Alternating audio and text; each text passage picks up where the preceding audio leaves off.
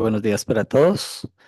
El grupo 2 presenta la versión definitiva de la información previa y los avances en la cartilla para el primer objetivo. El grupo está integrado por los profesores Esteban Palacios, Germán Murillo y quien les habla Danilo Álvarez, bajo la tutoría del profesor Héctor Arandia. Hoy hablaremos de tres aspectos únicamente. El primero de ellos es los problemas que hemos enfrentado y cómo los hemos resuelto, especialmente en la parte uno. Problemas que no hemos podido resolver, ya los mostraremos, y cuestiones que consideramos originales del trabajo. Bueno, en primera instancia y en la versión definitiva de la información previa, ya hicimos la corrección de los grafos que quizás durante el periodo de la maestría no habíamos elaborado verticalmente. Nos parece que, y como lo dijo el profe Pedro, es una muy buena sugerencia para que hacia futuro pues se tenga este manejo vertical y pues como migrar de los horizontales a los verticales en MAT. Estas son las primeras cosas que ya hemos corregido. La segunda es errores conceptuales. Quizás esto y visto con el tutor y con el profe. Eh, a veces nos dejamos viciar un poco por eh, las ideas que nos pueda llegar a traducir la inteligencia artificial. Y aquí cometimos un error en usar ideas de dual, aun cuando están relacionados con la parte del análisis de contenido y cognitivo. Sí caímos en el error, en este caso, por ejemplo, de hablar de los sistemas de representación de manera externa e interna, cuando pues desde MAT la cuestión solamente se ve desde la parte externa. Este fue un error de concepto que tuvimos que volver a reevaluar y que lo hemos cambiado ya.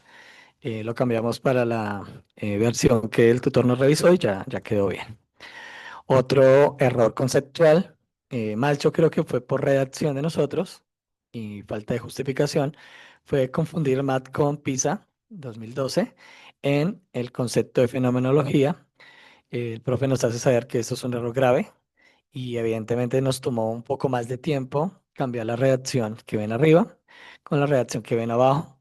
Volvimos a hacer todo, digamos, como el análisis de lo que era la fenomenología, no confundirla simplemente con la palabra fenómeno o con textos de PISA. Este fue otro reto importante en la versión definitiva de la información previa. Finalmente, a esta versión definitiva de la información previa, algunas cuestiones importantes. Quizás durante el aprendizaje de MAT aprendimos que teníamos que plantear los objetivos no tan directamente con el contenido que estábamos manejando. Siempre manejamos la palabra variabilidad o dispersión para referirnos al cálculo de la desviación estándar. El profe y el tutor nos hacen ver que es necesario para un profesor externo que se le hable directamente lo que el estudiante va a calcular. Entonces aquí se cambia solamente la primera parte del objetivo uno, que era determinar la variabilidad o dispersión, y se va directamente a lo que realmente pues estamos haciendo, que es calcular la desviación estándar. Esto no cambia las tareas, no cambia el propósito, cambia como la intención directa y no por los laditos. En cuanto a la segunda parte de nuestro escrito y la primera versión de la cartilla para el primer objetivo, pues empezamos a tener algunos problemas de redacción. El tutor muy amablemente nos sugiere hacer algunos cambios. Aquí pues no los hacemos como tan directamente, lo incluimos, pero cambiamos como la redacción de todo el párrafo para que tuviera mayor sentido. Errores que todo el tiempo nos están causando problema. CR32, falta de coma, por ejemplo, en la última parte del escrito tuvimos 16 apariciones. Esto es algo que, digamos, nos cuesta de pronto estar revisando, pero que pues estamos tratando de hacerlo día a día más. CR6, frase demasiado larga con varios enunciados que debería partirse en varias frases. Bueno, en esto es algo que la inteligencia artificial nos está ayudando un poco. Cada vez que tenemos un párrafo muy largo donde no hemos usado o puntos o algunas comas, se pierde la idea y se va a muchas pegadas. Entonces, algo que estamos trabajando aún.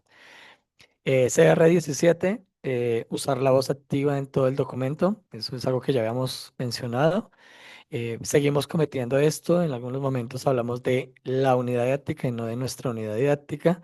Y es algo que pues ha disminuido, pero seguimos cometiendo. Y a profundidad, un error que, bueno, no es un error, es algo que vamos a discutir, no lo cambiamos. El profesor Javier Arandia nos hizo esta observación y es como nuestras tareas mencionan el uso de la hoja de cálculo Excel. Entonces, él nos hace aquí algunos cuestionamientos. Voy a leer solamente la parte final. Dice, una pregunta para reflexionar. Si un docente está interesado en el tema de desviación estándar, pero no en el uso de la hoja de cálculo, ¿en qué puede ayudarle a consultar esta unidad didáctica? Nos pareció que era algo importante para reflexionar y no para corregir simplemente. Es decir, en el texto aún no lo hemos corregido, pero es una reflexión muy seria que tenemos que hacer para la actividad 8.3. En cuestiones originales del trabajo, hicimos un ejercicio. Este ejercicio ha sido bastante interesante. Usamos ChatGPT para crear unos prompts necesarios para pues, crear tareas adicionales. Le preguntamos a ChatGPT, principalmente queremos crear prompts necesarios para que un profesor de matemáticas interesados en la unidad didáctica de la desviación estándar muestral pueda generar nuevas tareas de aprendizaje que cumplan los dos objetivos propuestos. Aquí, pues, ChatGPT nos pregunta que claro, bueno, nos dice que claro que sí, que le demos los dos objetivos y aparte nos da, bueno, esto no lo puse aquí, está en el trabajo, nos da una serie de ideas para poderlos crear. Una vez subimos los objetivos, ChatGPT nos pide más información y empezamos a dar información como grado, temática, aun cuando pues él ya conoce parte de nuestro trabajo, porque ha sido entrenado, pues pide información adicional. De unas categorías, nosotros fuimos solamente por una, por ejemplo, abandonamos una que era pedagógica y nos fuimos más por líneas cognitivas. En este caso, para el objetivo uno, como observamos en pantalla, hemos desarrollado 5 prompts. El primero, por ejemplo, es qué hacer tareas sin uso de hoja de cálculo Excel y el segundo con hoja de cálculo Excel. Esto de pronto puede ayudarnos a responder el cuestionamiento que tenemos de la importancia de la hoja de cálculo. Tareas que impliquen visualización simbólica y gráfica, es decir, que los estudiantes puedan hacer eso al responder la tarea y contextualización de fenómenos según el marco PISA para que pues digamos que ChatGPT le ayude al profesor externo a crear tareas nuevas teniendo en cuenta el marco PISA 2012. Para el objetivo número 2, creamos 3 prompts. El primero es para interpretación. Bueno, aquí recordamos que el objetivo 2 busca que ya el estudiante pueda interpretar. Entonces, queremos que ChatGPT le ayude al profesor a hacer interpretación tareas de interpretación e información gráfica, de contextualización del fenómeno, es decir, que lo explique, y de tarea comparativa, es decir, que genere tareas donde pueda comparar las desviaciones estándar de varios fenómenos. Esto nos da un total de 7 prompts que pueden ser combinados a gusto del profesor. Según la teoría de la IA, pues para textos se deben utilizar más o menos entre 5 y 7 prompts. Esto como pues a sugeridas del curso anexo que tenemos. Y algo que hicimos adicional fue crear unos prompts, si el profesor quiere mirar. El primero es para tareas de argumentación verbal, es decir, por si queremos que el estudiante pueda expresar parte de nuestras subestructuras que pues, se han explicado, y es en cuanto a el tipo de tamaño de esas desviaciones estándar que hemos llamado nula, baja o alta.